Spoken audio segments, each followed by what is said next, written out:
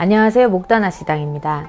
이번 시간에는 띠별로 색상을 비유해서 재밌고 또 가볍게 또 이해하기 쉽게 이야기하는 시간을 가져보도록 하겠습니다. 참고로 많은 색상이 있지만 그 중에서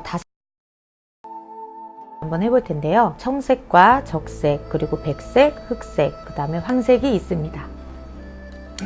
자, 본론으로 들어가서 이번 시간에는 범띠하고 토끼띠에 대해서 이야기를 해볼 건데, 범띠하고 토끼띠가 띠는 색상을 저는 이제 해석을 하기에 청색으로 해석을 해요. 근데 이제 청색이라고 하면 이제 파란색이나 이제 그런 색깔, 남색이나 이런 색을 말씀을 드리기보다는 녹색, 그 다음에 연두색, 이렇게 봄철에 나타날 수 있는 푸르다는 느낌의 색깔을 갖고 말씀을 드려요. 그러다 보니 청색이 의미를 하는 게 새로운 시작이라든지 아니면은 긍정적인 요소가 많이 들어가 있습니다. 그 중에 이제 청색의 기운을 많이 가진 사람들의 성질에 대해서 말씀을 드려보자면 상당히 낙천적이고 그리고 긍정적일 수 있고 또 추진력이 강한 성질을 띠고 있습니다. 청색의 입장에서 제가 말씀드리겠다는 그 색상을 찝어서 하나씩 의미를 좀 드려볼게요. 적색 같은 경우, 청색에게 적색이란 대인관계라고 말씀을 한번 드려볼게요.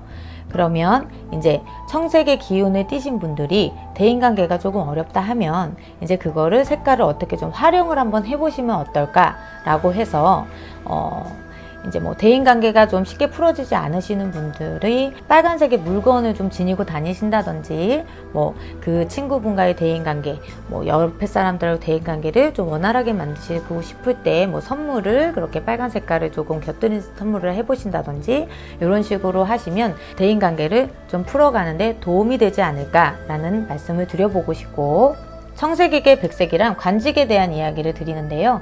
관직이라 하면은 이제 직장 생활도 있고 하시는 일에 대한 이야기도 있고 그리고 또 공부에 대한 이야기를 하는데, 이 또한 아까 그 적색에 대한 이야기를 할 때 한번 활용해 보십사라고 얘기를 했듯이 이럴 때 예를 들어 면접을 가실 때 그럴 때 하얀 옷을 이제 곁들여 입어주신다든지 아니면 액세서리가 됐든지 이제 지니고 있는 물건들을 이제 백색을 사용하시든지, 공부하시는 분들 같은 경우는 문방용품을 하얀색으로 좀 구비를 해서 하신다든지, 집중력이 떨어질 때 좀 그렇게 하셔도 그 색상이 조금은 도움이 될 수 있다라고 말씀을 드리고요.